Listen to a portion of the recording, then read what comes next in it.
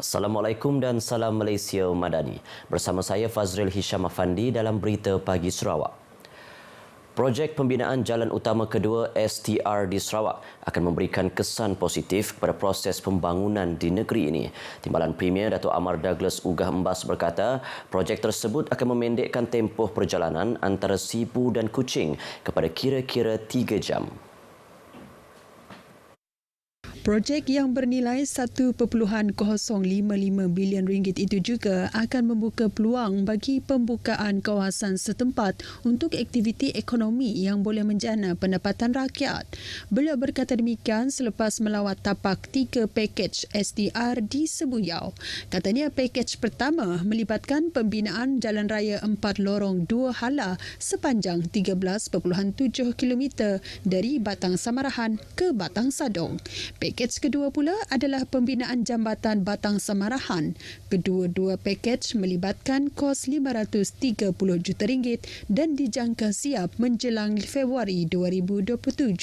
Mengenai pakej ketiga, beliau memberitahu ia melibatkan pembinaan jalan sehala 2 lorong dengan jarak 28 km melibatkan kos RM525 juta dan dijangka siap pada April 2028. Sementara itu, Dato' Amar Douglas semalam telah menyempurnakan Majlis Pecah Tanah cadangan pembinaan jalan dari kawasan Kejatau menuju Jambatan Batang Lupar 2 di Sri Aman. Projek tersebut merupakan fasa 1 pakej B2 projek jalan utama kedua STR Sarawak. Projek yang bernilai RM154 juta itu turut merangkumi pembinaan jalan susur menuju ke Bandar Simanggang. Antara komponen projek termasuk pembinaan jalan tunggal 2 lorong sepanjang 800 meter dan jalan susur sepanjang 3.2 km bagi 3 buah jalan iaitu Jalan Merdeka, Jalan Kejatau dan Jalan Fuchau. Selain itu, projek itu juga melibatkan pembinaan 1 bulatan jalan raya dan pemasangan 2 lampu isyarat di Bandar Simanggang dan menaik taraf kemudahan lampu isyarat sedia ada di Jalan Hospital. Dato' Amar Douglas berharap projek berkenaan dapat disiapkan pada Julai tahun hadapan serentak dengan jadual penyiapan projek Jambatan Lupar 2. Sumitomo Corporation Asia dan Oceania Group berminat menjalin kerjasama dengan Sarawak dalam meneroka projek-projek baharu berasaskan buloh sebagai komponen dalam tenaga boleh diperbaharui. Sehubungan dengan itu, Timbalan Premier Dato' Amar Rawang Tengah Ali Hassan telah membuat satu perjumpaan bersama Ketua Pegawai Eksekutif syarikat tersebut, Kiko Siomi, untuk membincangkan peluang kerjasama berkenaan. Beliau menerusi satu kenyataan media berkata, syarikat itu turut berminat dalam projek hijau di Sarawak seperti penggunaan buloh sebagai biojisim, teknologi baharu, penangkapan, penggunaan dan penyimpanan karbon CCUS, logam hijau, kimia dan derivatif. Justru Dato' Amar Rawang Tengah yang juga Menteri Perdagangan Antarabangsa, Industri dan Pelaburan mengalu-alukan syarikat terbabit untuk meneroka dan melabur dalam projek penanaman buloh serta sektor ekonomi baharu termasuk ekonomi hijau dan digital. Sumitomo telah mengadakan beberapa kerjasama di Sarawak dan kini sedang membangunkan projek pengeluaran berkaitan hidrogen di Bintulu.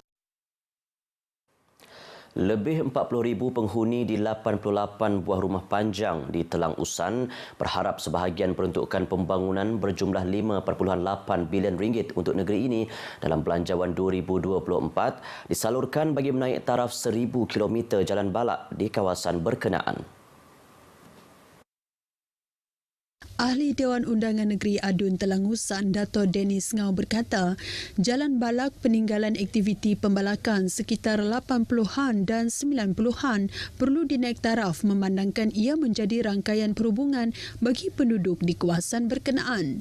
Katanya, kedudukan kampung serta rumah panjang yang terdiri daripada kaum Penan, Kayan dan Kenyah di Telang Usan adalah bertaburan dan tidak hanya tertumpu pada satu kawasan sahaja.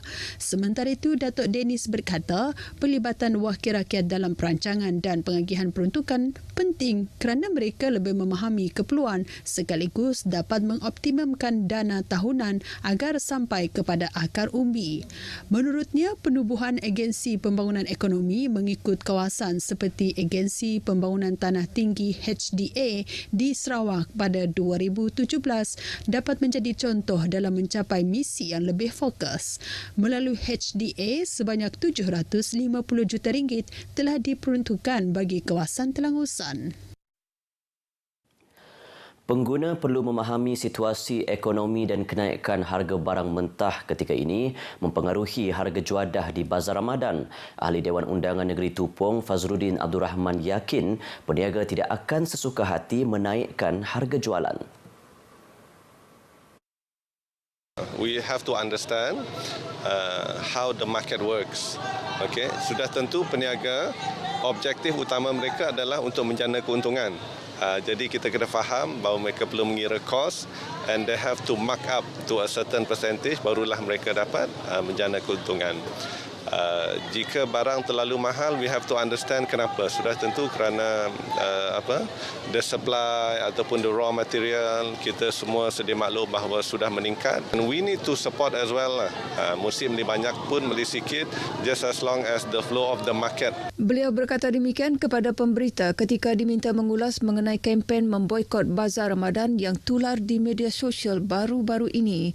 Kempen tersebut berikutan harga makanan dan minuman yang didakwa terlalu mahal. Fazruddin yakin pihak penguatkuasa daripada Kementerian Perdagangan Dalam Negeri dan Kos Sara Hidup akan membuat pemantauan harga di setiap Bazar Ramadan. Terdahulu, beliau merasmikan Bazar Ramadan Madani Medan Niaga Satok yang mempunyai 72 tapak jualan.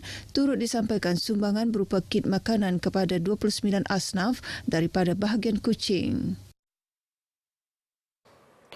Dalam pada itu, pengguna di negeri ini disaran menyalurkan aduan secara rasmi kepada Kementerian Perdagangan Dalam Negeri dan Kos Sara Hidup KPDN jika terdapat sebarang kenaikan harga barangan.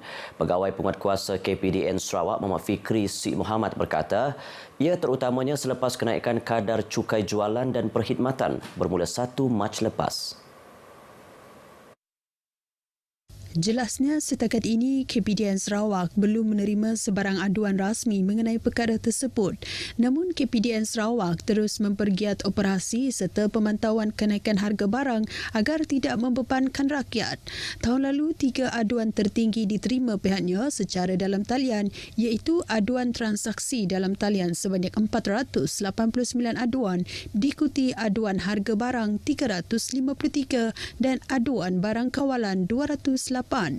Beliau ditemui pemberita selepas temu bual di Konti Sarawak FM mengenai Hari Hak-Hak Pengguna Sedunia 2024 di Kuching. Muhammad Fikri memaklumkan KPDN Sarawak akan terus memperkasa konsep payung rahmah bagi membantu masyarakat berdepan cabaran kos sara hidup yang tinggi. Antaranya dengan memperluas komponen inisiatif ihsan rahmah swasta dan industri. Premier Sarawak Datuk Patinggi Tan Sri Abang Johari Tun Openg bersama isteri Puan Sri Datuk Amar Jumaani Tuanku Bujang malam tadi menghadiri majlis berbuka puasa bersama penjawat awam di Kompleks Dewan Undangan Negeri Dun Sarawak di Kuching. Majlis turut dihadiri 2 timbalan beliau, Datuk Amar Douglas Ugah Embas dan Datuk Amar Dr. Sim Kui Hian, ahli-ahli Kabinet Kerajaan Negeri, Speaker Dun Sarawak Tan Sri Datuk Amar Muhammad Asfia Awang Nasa dan Setiausaha Kerajaan Sarawak Datuk Amar Muhammad Abu Bakar Marzuki. Selepas majlis berbuka puasa, Datuk Patinggi Tan Sri Abang Johari Tun Openg bersama para hadirin menunaikan solat maghrib. Premier kemudiannya menyempurnakan penyampaian sumbangan daripada Kemajlis Kebajikan dan Sukan Anggota-Anggota Kerajaan Malaysia Maksa Wanita Sarawak kepada 100 orang pelajar dari 18 buah sekolah menengah dan rendah sekitar kawasan Petrajaya sebelum menunaikan solat Isyak dan sembahyang sunat tarawih berjemaah. Berita Pagi Sarawak berakhir di sini. Ikuti Stadium RTM selepas ini untuk perkembangan sukan tanah air dan antarabangsa. Dari sungai hingga segara, Palestin pasti merdeka. Assalamualaikum.